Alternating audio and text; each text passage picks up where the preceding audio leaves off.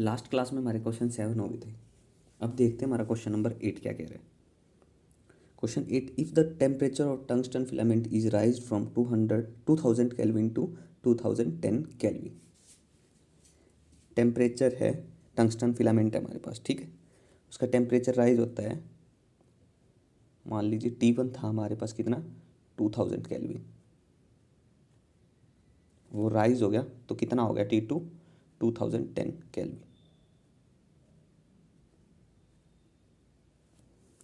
By what factor does the emission current change.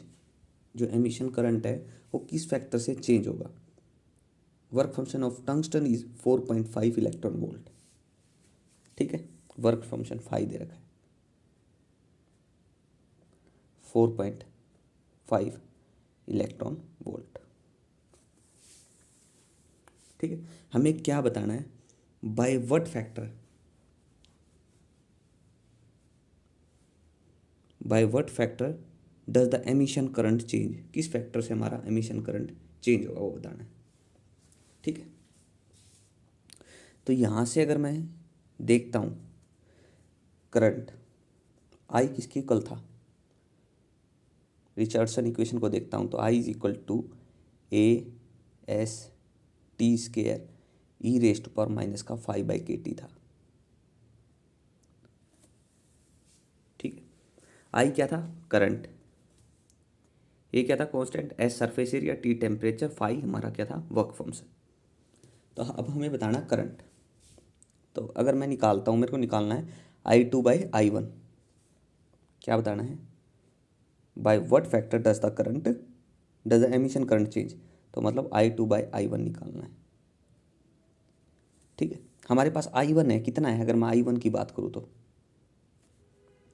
A S T1 का square E raise to power minus का 5/k T1।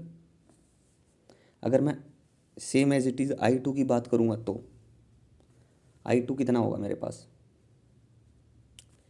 ए S T2 का square E raise to power minus का 5/k T2, यही होगा।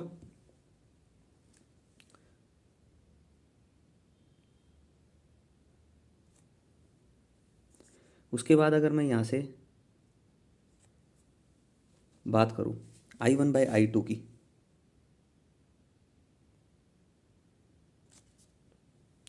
चलिए I1/I2 करता हूँ मैं यहाँ से, क्या होगा, ए कांस्टेंट है, वो क्या हो जाएगा, कैंसिल हो जाएगा, एस से एस कैंसिल हो जाएगा।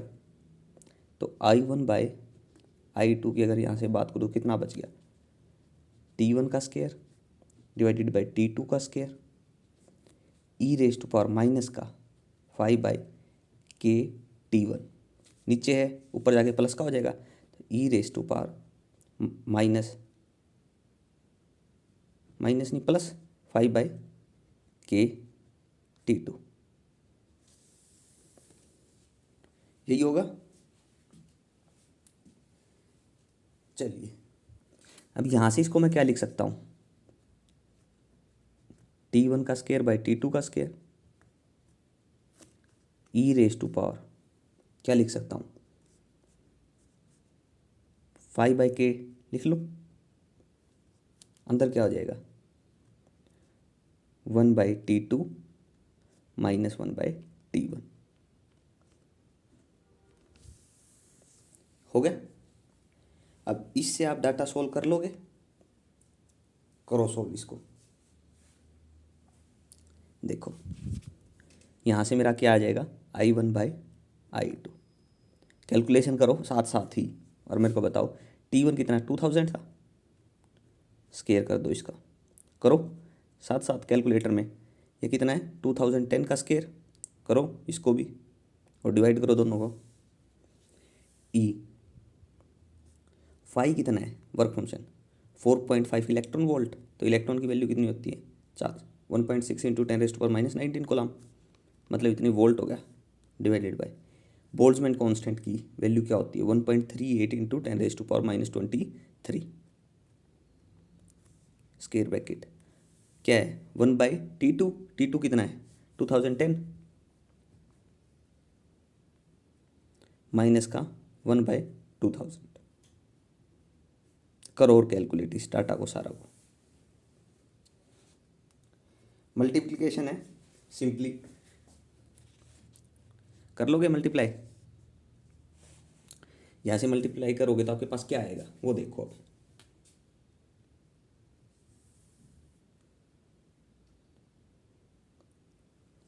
इस डाटा को सारा को सोल्व करोगे तो मेरे पास I1/I2 बनेगा कितना। मैंने पहले ही कैलकुलेट कर लिया है ये डाटा, क्योंकि कैलकुलेशन वगैरह थोड़ी इसमें लेंथी है।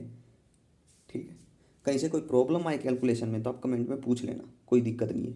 ठीक है, तो यहाँ से कितना बनेगा,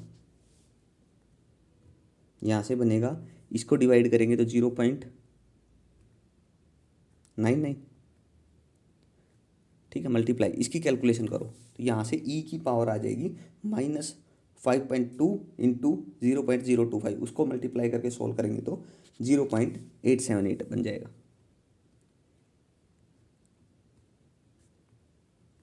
ठीक है, अब इसकी मल्टीप्लाई कर लो, ये आ जाएगा 0.869। अब हमें क्या बताना था, I2/I1, इसको इन्वर्स कर दो। I2/I1 कितना आ जाएगा, 1 को डिवाइड कर दो 0.869 से, कितना बनेगा, करो डिवाइड और फाइनल आंसर बता दो मेरे को। ये बन जाएगा 1.14। ठीक है, ये था मेरा क्वेश्चन नंबर 8। देखो कैलकुलेशन तो आपको खुद करनी पड़ेगी, मल्टीप्लिकेशन डिवीजन कैलकुलेटर में कर सकते हो। ठीक है, लेकिन अगर कैलकुलेशन को सोल्व करने में कहीं प्रॉब्लम आ रही है, सोल्व नहीं कर पा रहे, कोई इश्यू है, तो आप कमेंट में पूछ सकते हो उस चीज़ को। चलिए नेक्स्ट क्वेश्चन करते हैं, क्वेश्चन नंबर 9।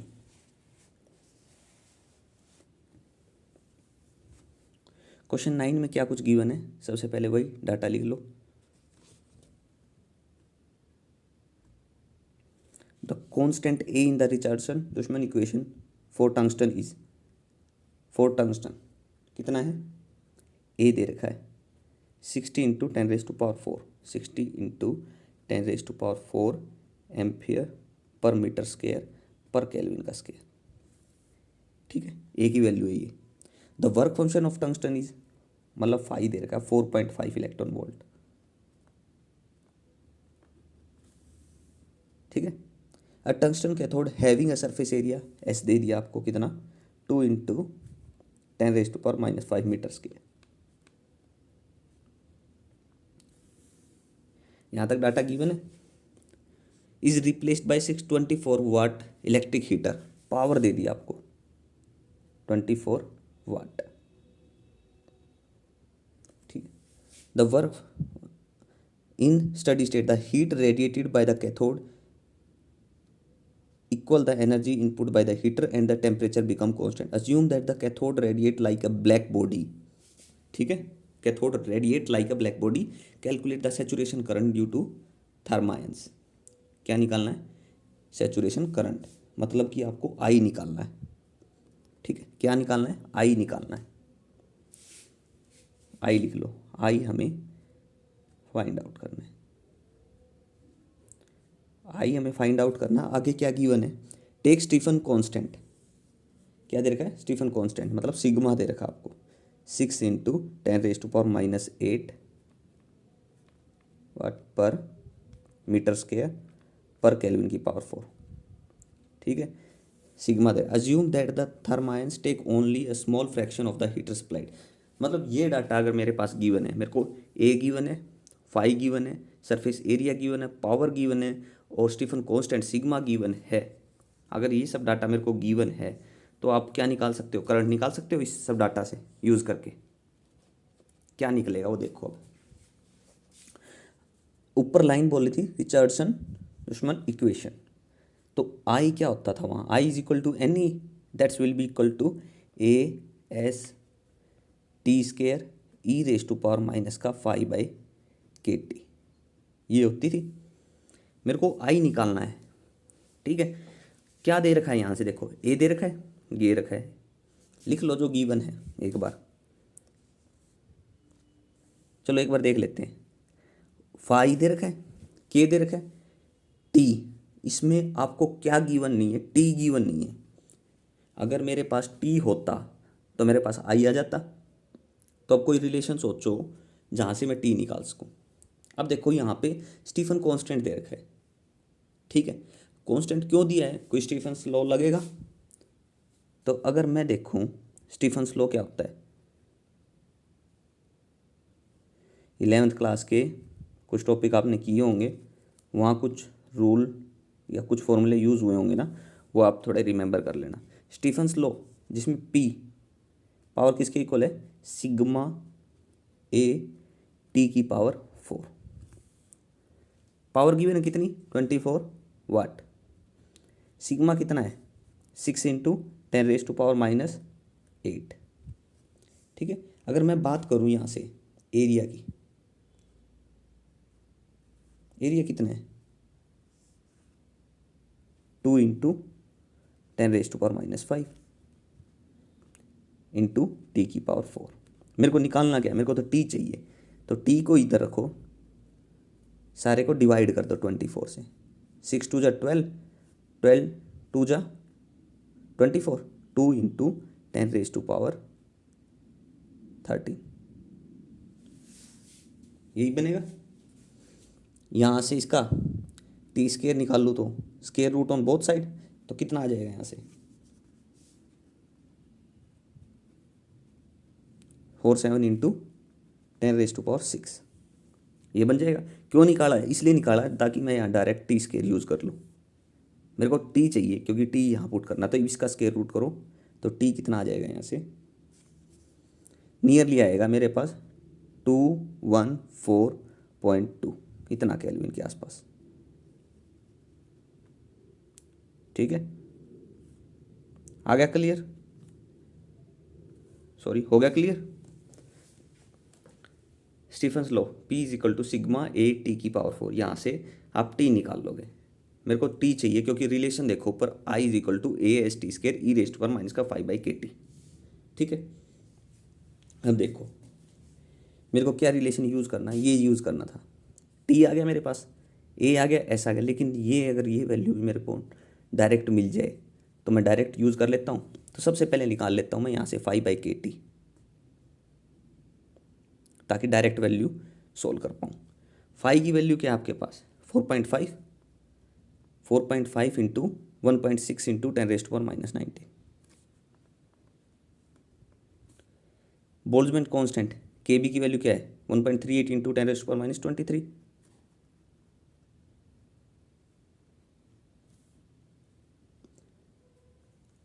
और T की वैल्यू क्या है, पॉइंट को आगे भेज दो, 2 इंटू नहीं 2 पॉइंट में ले लो, 2.11 × 10⁻³ बन गई।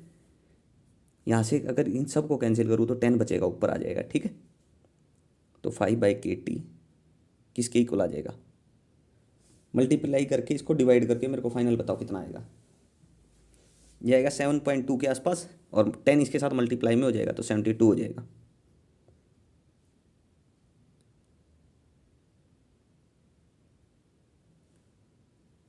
सॉरी एक मिनट, कैलकुलेट करो इसको, चेक करो एक बार, कैलकुलेट करो। मैं भी कर लेता हूँ कैलकुलेट में।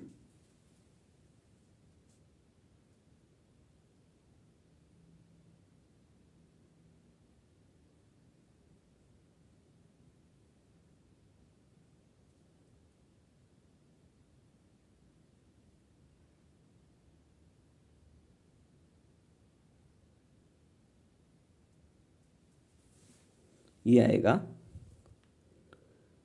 24.72।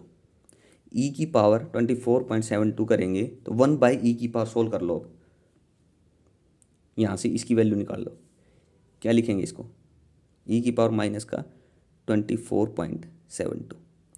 कैलकुलेट करके इसकी वैल्यू बता दो मेरे को। अब कैलकुलेटर में आप इजीली कर पाओगे इस चीज़ को आगे।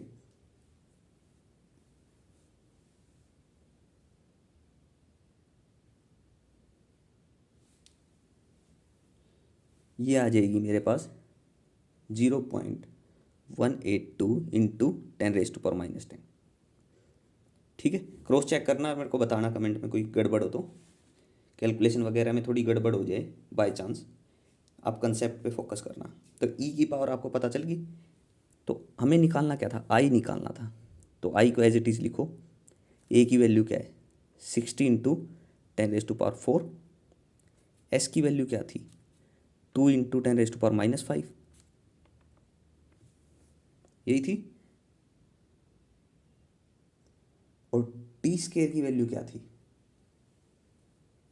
ऊपर देख लो 4.47 इंटू 10⁻⁶। सही चल रहे हैं हम। चलिए उसके बाद इसकी वैल्यू क्या है 0.182 इंटू 10⁻⁻10।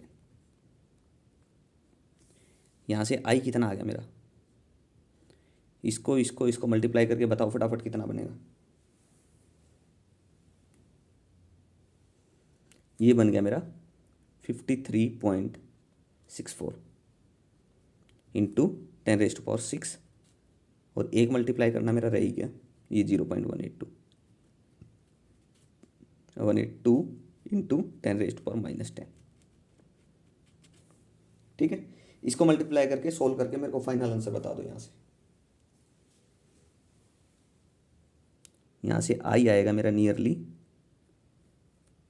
0.97 इंटू 10⁻⁻3 एम्पियर, इतना करंट आएगा। इसको मैं क्या लिख सकता हूँ, मिली होता है और ये नियरली 1 हो गया, तो 1 मिली एम्पियर के आसपास मेरा करंट आएगा।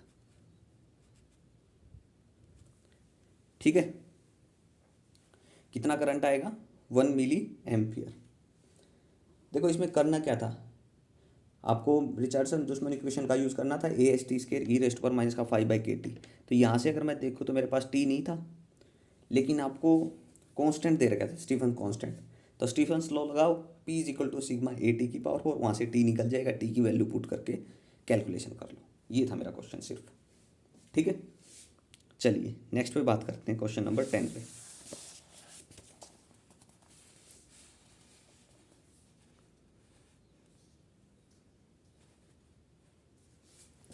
क्वेश्चन नंबर 10 क्या कह रहा है,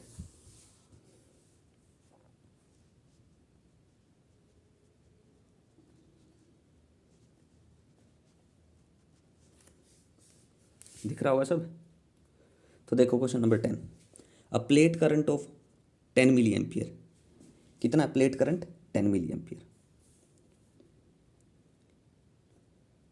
आई पी दे रखा है, मतलब plate current 10 milli ampere, milli होता है 10⁻⁻3, सोल्व कर ही लेते हैं यहाँ पे, मिली एम्पियर इतना होता है। Is obtained from 60 volt applied across है diode tube. Diode tube plate voltage कितनी है 60 वोल्ट।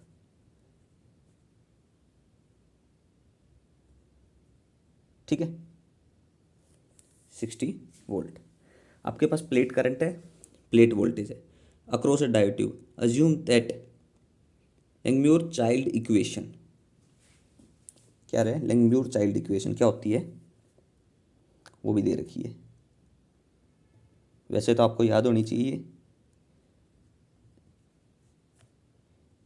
पर यहाँ दे रखी है। क्या है वो, कि जो प्लेट करंट है वो डायरेक्टली प्रोपोर्शनल है प्लेट वोल्टेज की पावर 3/2।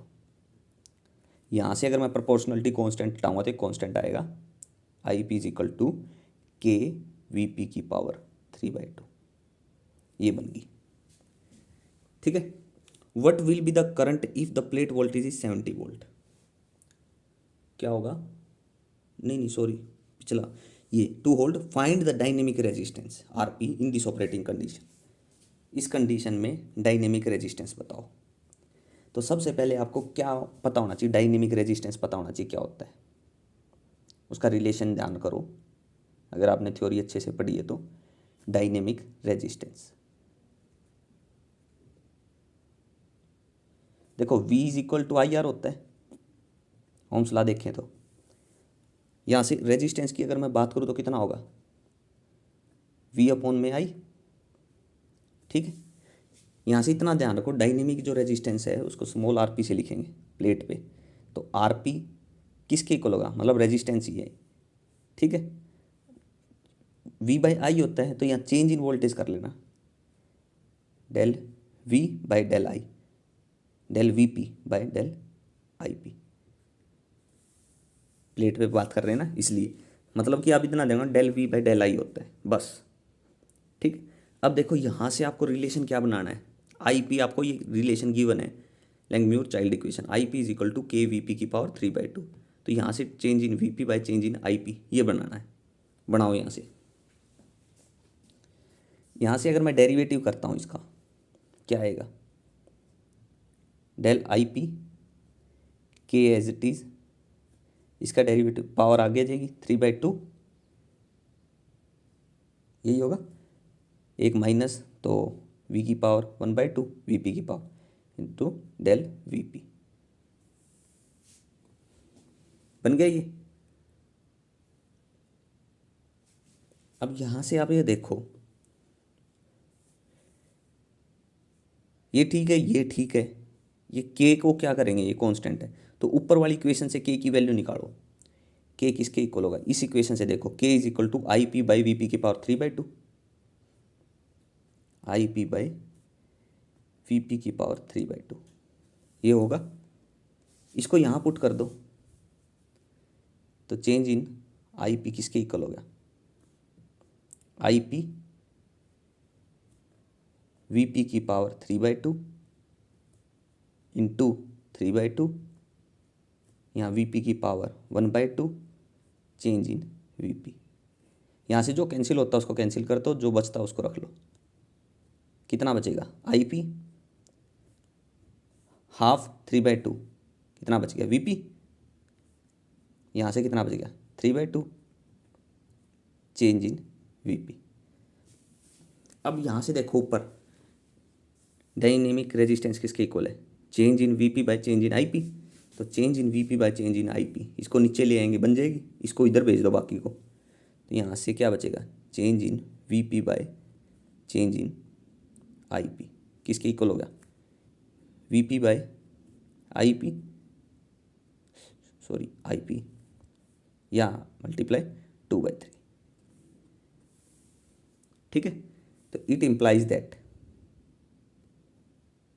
आर पी, मेरे को क्या निकालना था, डायनेमिक रेजिस्टेंस, इस इक्वेशन के लिए ऊपर वाली के लिए 2/3 we P by I P हो गया। अब वी पी की वैल्यू पुट कर दो यहाँ और आई पी की वैल्यू पुट कर दो, तो 2/3 इंटू वी पी की वैल्यू कितनी है 60, आई पी की वैल्यू क्या है 10 इंटू 10⁻³ तो ऊपर भेज दो, प्लस का हो जाएगा, 0 से 0 कैंसिल करो, 3 2 = 6, यहाँ से कितना बच गया 4 इंटू 10⁻³ ओम। डायनेमिक रेजिस्टेंस भी बताना था आपको, 4 इंटू 10⁻³ ओम। देखो कहीं से कोई स्टेप समझ नहीं आया हो तो पूछ लेना, ठीक है। सिंपल जो इक्वेशन थी ना उससे ड्राइव किया हमने, एक तरह से थोड़ा डेरिवेशन टाइप ही है ये क्वेश्चन, ठीक है। आखिरी में जो रिजल्ट आएगा उसमें वैल्यू पुट करके अपना सॉल्यूशन कर लेना ये। चलिए नेक्स्ट क्वेश्चन पे बात करते हैं, क्वेश्चन नंबर 11। क्वेश्चन नंबर 11 क्या कह रहा है,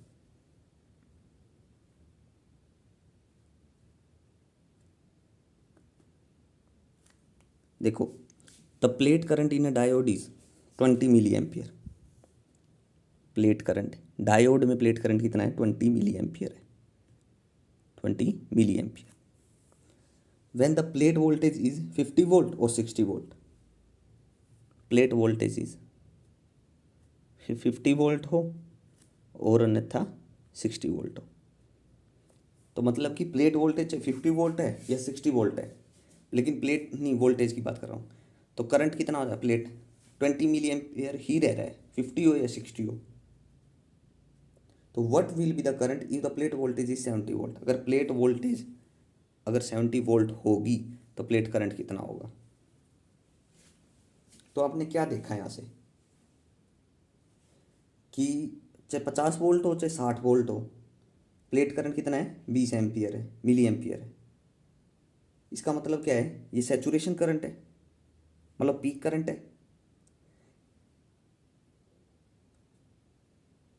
तो इसका मतलब होगा उस टेम्परेचर पे, जो टेम्परेचर पे है, जितनी भी वोल्टेज की अदर वैल्यू होगी उस पर कितना रहेगा, 20 मिली एम्पियर। तो हम क्या कह सकते हैं, जो करंट होगा at 70 volt will be 20 milliampere. Current at 70 volt will be 20 milliampere. ठीक है, समझ गए क्या? अगर नहीं समझ में आया तो पूछ लेना चीज़ों को, ठीक है। चलिए, ये था मेरा क्वेश्चन नंबर 11। कुछ नहीं था इसमें, प्लेट करंट था। अगर प्लेट वोल्टेज 50 थी तो भी प्लेट करंट कितना था, 20 मिली एम्पियर।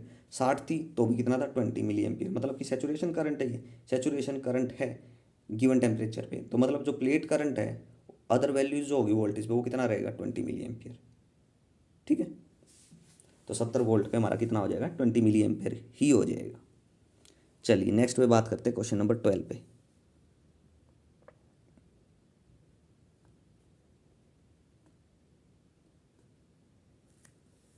क्वेश्चन नंबर 12 में क्या गिवन है,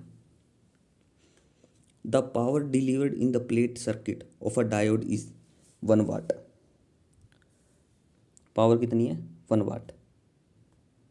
चलिए उसके बाद क्या दे रखा है, when the plate voltage is 36 volt. Plate voltage कितनी है, 36 volt. Plate voltage is 36 volt. Find the power delivered by if the plate voltage is increase to 49 volt. कितनी पावर डिलीवर होगी, अब पी प्राइम निकालो, कितना होगा जब वोल्टेज कितनी होगी, प्लेट वोल्टेज 49 ही होगी ना, हाँ 49 वोल्ट, ये दे रखा है। Assume Langmuir Child equation to hold. Assume करो Langmuir Child equation to hold. सबसे पहले लैंगम्यूर चाइल्ड इक्वेशन होती क्या, वो लिख लेना।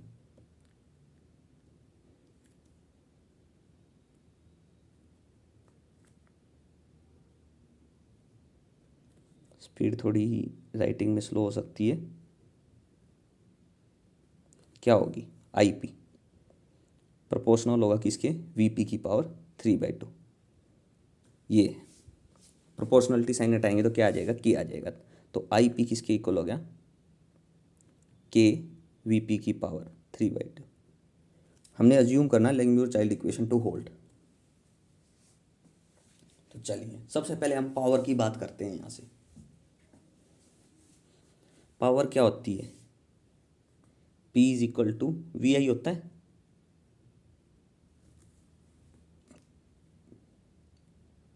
तो हमारे पास वी पी गिवन है, P गिवन है, तो प्लेट करंट ये आई निकाल लेंगे। तो इट इम्प्लाइज दैट आई, इसको मैं प्लेट करंट मान लेता हूँ, I P is equal to P by V हो जाएगा। हो जाएगा, वी पी मान लेते हैं प्लेट वोल्टेज। तो यहाँ से आप क्या निकाल सकते हो, आई पी आ जाएगा आपके पास, क्या आएगा वो देखते हैं। पी कितना है, 1, और ये कितना है, 36। अगर दूसरे के लिए बात करता हूँ आई पी प्राइम, तो आई पी प्राइम किसके इक्वल होगा, P prime by V P, यही होगा। तो पी प्राइम बाई 49 ये बनेगा। ठीक है, हमें इस चीज़ में एक और बात बोली थी उसने, क्या बोली थी, assume Langmuir Child equation to hold. ठीक है, तो यहाँ से अगर मैं बात करूँ,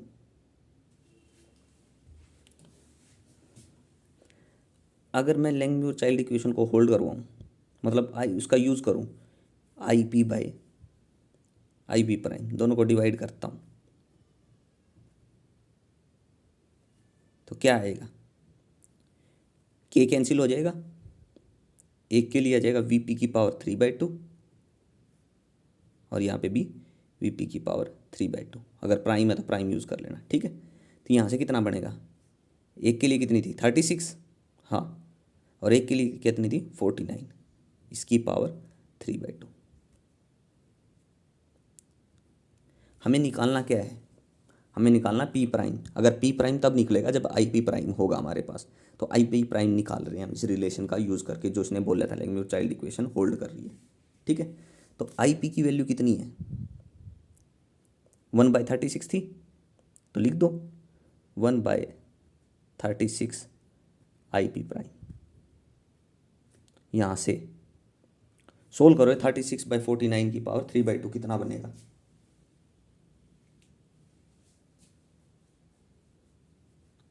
ठीक है, तो यहाँ से अगर मैं बात करूँ, लिख लो इसको एक बार, 36/49 की पावर 3/2। मेरे को क्या चाहिए, मेरे को आई पी प्राइम चाहिए। मल्टीप्लाई में ले जाता हूँ, तो आई पी प्राइम किसके इक्वल आएगा, 49/36 इसकी पावर 3/2 और इंटू 1/36। हो गया यहाँ तक। आई पी प्राइम की वैल्यू अब सोल्व कर लोगे कैलकुलेटर में, फटाफट चेक करके बताओ क्या होगी, कमेंट में बताना जरूर।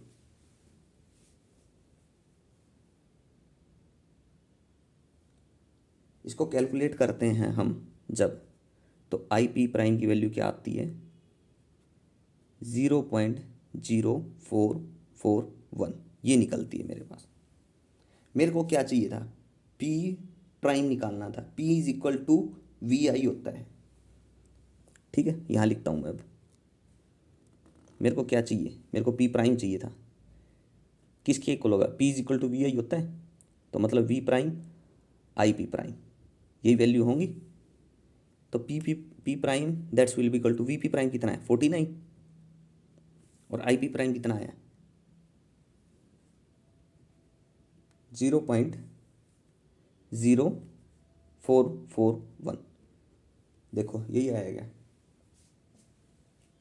मल्टीप्लाई करके मेरे को फाइनल आंसर बताओ, जो पी प्राइम मेरे को चाहिए थी क्या होगी। ये होगा 2.16 वाट पावर इसकी इक्वल होगी पी प्राइम। ठीक है, देखो स्टेप वाइज चलते रहो, कुछ ना कुछ तो आपका रिजल्ट निकलेगा ही। ठीक है, कहीं से कोई प्रॉब्लम आए तो कमेंट में पूछ लो, बस स्टेप वाइज फॉलो करते रहो। आप इक्वेशन को उठाओ, उस चीज़ में हमारे पास क्या क्या गिवन है, क्या हम निकाल सकते हैं और क्या हमें निकालना है, इन चीज़ों को थोड़ा विजुलाइज करके देखो। और कुछ आता है तो ठीक है, नहीं कमेंट में पूछ लो।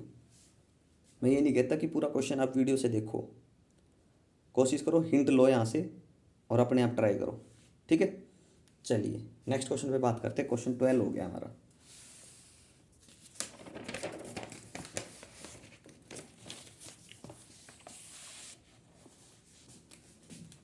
कौन सा क्वेश्चन आ गया, क्वेश्चन नंबर 13।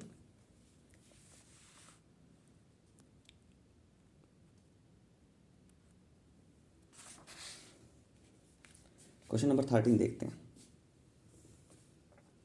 क्या कह रहे हैं।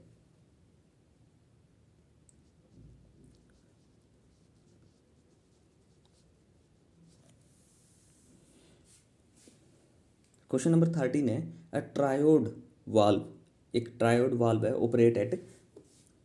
Operates at VP is equal to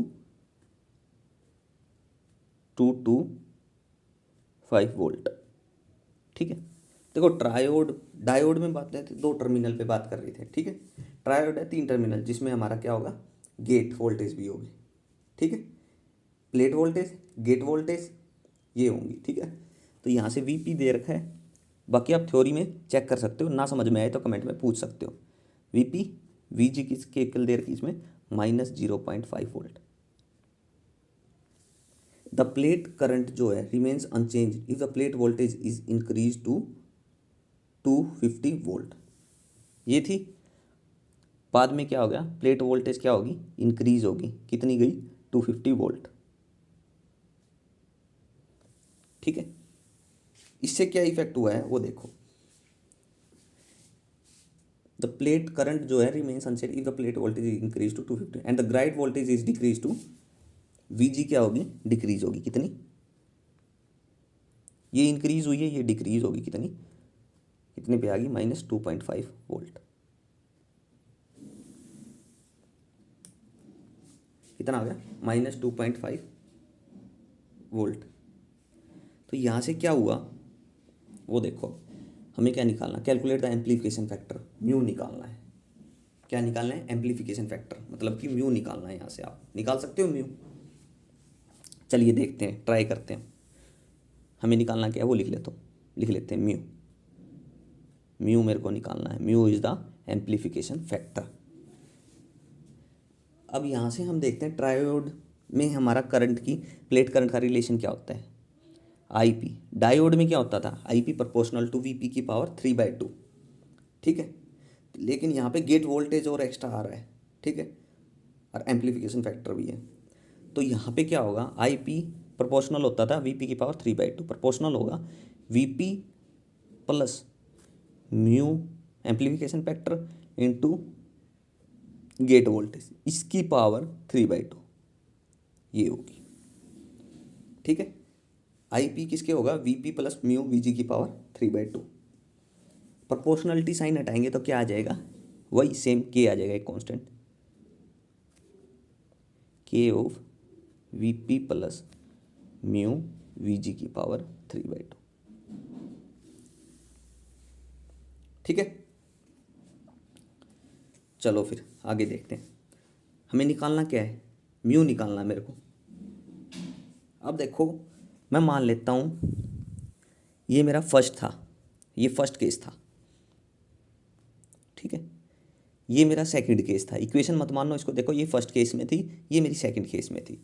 अब फर्स्ट केस में मेरा प्लेट करंट था ये, सेकंड केस में मैं इक्वेशन बनाऊंगा तो सेम ही बनेगी, K of VP plus mu VG इसकी पावर 3/2। ये सेकंड केस में मेरी इक्वेशन बन गई। ठीक है, अब क्वेश्चन में बोला था कि जो कांस्टेंट करंट है ना, चेंज आया है, ये जो वोल्टेज इंक्रीज हुई है, राइट वोल्टेज डिक्रीज हुआ, तो इससे करंट हमारा क्या है, सेम रह रहा है। तो मतलब कि फर्स्ट में केस में जो करंट था वही सेकंड में होगा, तो मतलब I P is equal to I P होगा।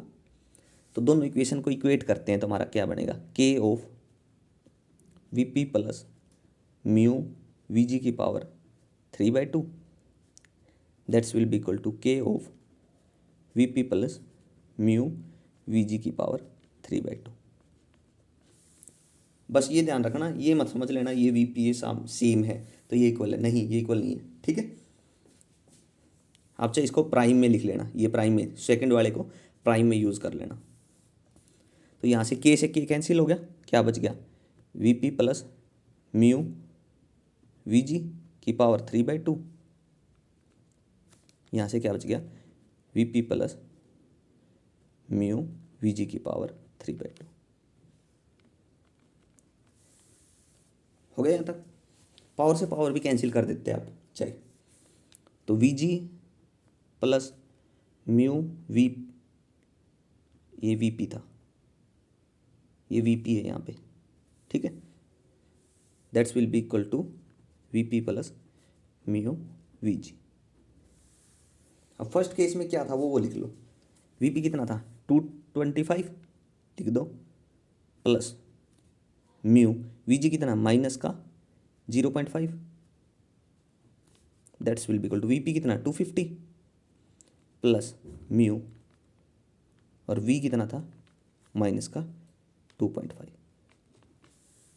ये माइनस का इस साइड जाके प्लस का आ जाएगा, ये प्लस का इस साइड जाके माइनस हो जाएगा, तो कितना आ गया 2.5 म्यू माइनस का 0.5 mu that's will be equal to 250 minus 225। ठीक है, यहाँ तक क्या बच गया, यहाँ से 2 म्यू बच गया, mu is the amplification factor है जो हमें निकालना था। यहाँ से कैंसिल किया, कितना बच गया 25, म्यू कितना आ गया 25 को डिवाइड करो 2 से 2.5 ये बचेगा। ट्रायोड था, डायोड नहीं ट्रायोड था ये। ठीक है, तो यहाँ एम्प्लीफिकेशन फैक्टर कितना आ गया म्यू, हमें क्या निकालना था म्यू। तो आपको मेन यहाँ किस चीज़ पे फोकस रखना था, इतना ध्यान रखना था प्लेट करंट का रिलेशन क्या है, क्योंकि डायोड होता था वहाँ तो वीपी के वीपी की पावर 3/2 था, लेकिन यहाँ पे गेट वोल्टेज और इंट्रोड्यूस हो जाती है, ठीक है। तो उसके लिए क्या होगा, तो ये रिलेशन होगा आई पी प्रोपोर्शनल टू, ये रिलेशन इंपॉर्टेंट है, ठीक है। चलिए, हो गया यहाँ तक। नेक्स्ट करें अब। चलिए नेक्स्ट क्वेश्चन देखते हैं, क्वेश्चन नंबर 40। ये और कर लेते हैं। क्वेश्चन 40 क्या कुछ गिवन है, calculate the amplification factor of a triode valve. Amplification factor mu ही निकालना आपको, इसमें भी क्या निकालना है, म्यू निकालना है, ठीक है। विच हैज़ प्लेट रेजिस्टेंस, मतलब आरपी दे रखा आपको कितना, 2 किलो ओम, 2 × 10⁻³ ओम दे रखा है। एंड ट्रांसकंडक्टेंस मतलब जीएमपी दे रखा है। ट्रांसकंडक्टेंस को लिखते हैं हम जीएम से। ट्रांसकंडक्टेंस इज ऑफ 2 मिलीमो, 2 मिली होता है 10⁻³ मो होता है ओम इनवर्स, ठीक है। ये दे रखा है। अब देखो इसमें हमारे पास एक रिलेशन आता है, चेंज इन आईपी, ठीक है। देखो चेंज इन प्लेट करंट किस किस में हो रहा है, 2 बार लिख लो इसको, एक बार तो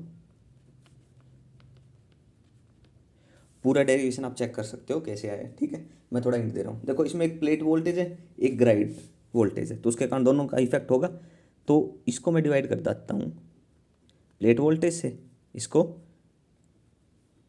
ग्राइड वोल्टेज से, दोनों को अगर मैं मल्टीप्लाई कर देता हूँ वीपी से, इसको चेंज इन वीजी, कोई इफेक्ट पड़ा नहीं ना।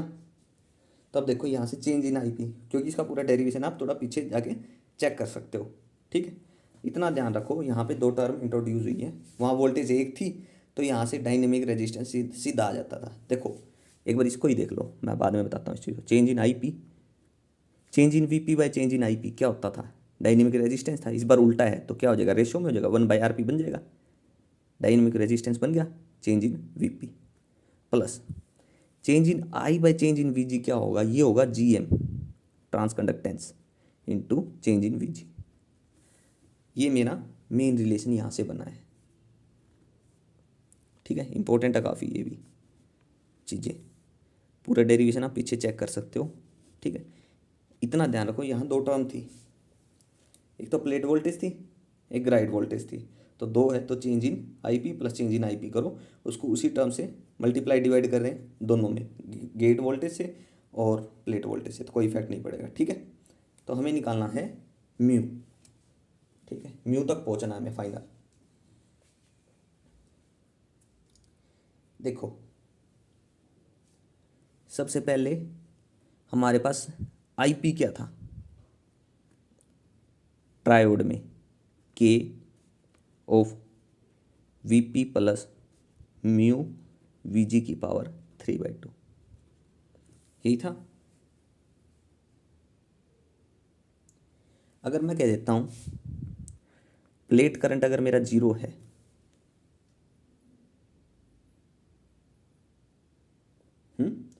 तो यहाँ से मैं म्यू की वैल्यू निकाल सकता हूँ। म्यू किसके इक्वल होगा, माइनस का वीपी बाय वीजी हो जाएगा,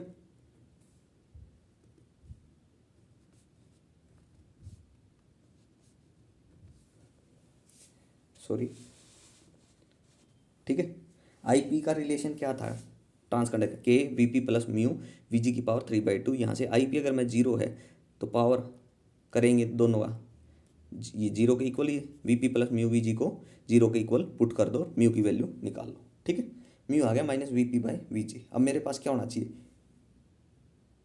प्लेट करंट होना चाहिए, ग्राइड वोल्टेज होना चाहिए, तो मेरे पास क्या आ जाएगा, एम्प्लीफिकेशन फैक्टर आ जाएगा, वही मेरे को निकालना है, ठीक है। अब देखो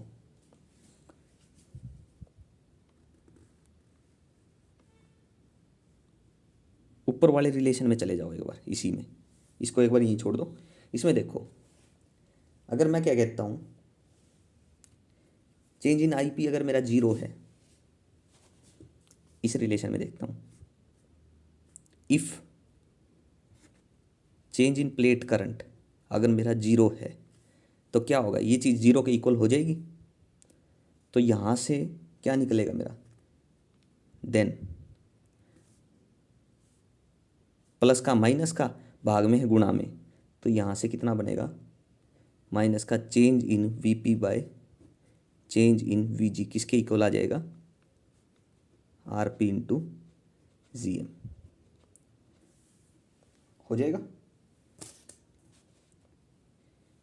बन जाएगी ये, बना लोगे। देखो क्या करना है, 1/RP ये मेरा बनेगा, ठीक है, चेंज इन वीपी प्लस का GM of change in VG that's will be equal to zero, क्योंकि चेंज इन IP जीरो के इक्वल मानना था, जीरो हो गया। हमें क्या चाहिए, VP/VG। तो यहाँ से देखो VP/VG करना है मेरे को, प्लस का माइनस का, तो माइनस का चेंज इन VP/RP बन गया, किसके इक्वल हो गया, GM of change in VG। अब देखो इस चीज़ से आप ऊपर देखो, मैंने डायरेक्ट लिख दिया था, चेंज इन VP भाग में है, इसके साथ मल्टीप्लाई में भेजो, मल्टीप्लाई में डिवाइड में आ जाएगा, चेंज इन VG है ये, सॉरी, ठीक है, बन गया चेंज इन VP/चेंज इन VG।